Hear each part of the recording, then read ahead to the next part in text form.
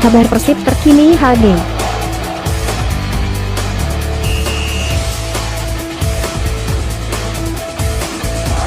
Kabar Persib terkini HD.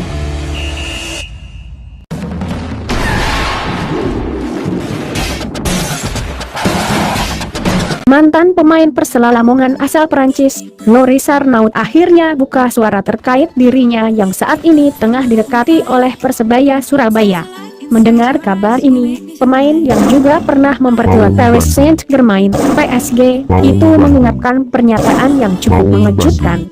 Loris memilih menyerahkan semuanya kepada sang agen, Francis Yonga, untuk urusan negosiasi dengan sejumlah klub di Indonesia termasuk Persebaya Surabaya dan Persib Bandung.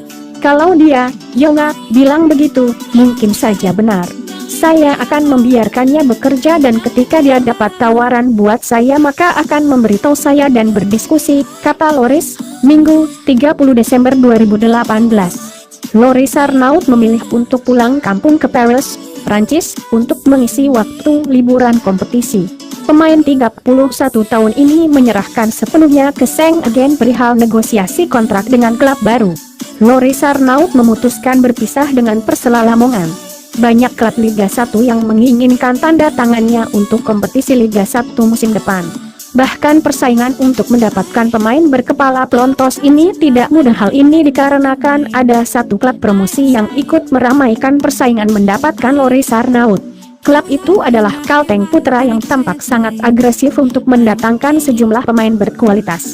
Selain Kalteng, ada satu tim lagi yakni Persib Bandung yang juga tengah mendekati Loris. Namun dari keduanya, agen Loris mengungkapkan jika Persebaya Surabaya yang paling agresif dan serius. Kurang lebih 1 bulan Persebaya berkomunikasi dengan kami.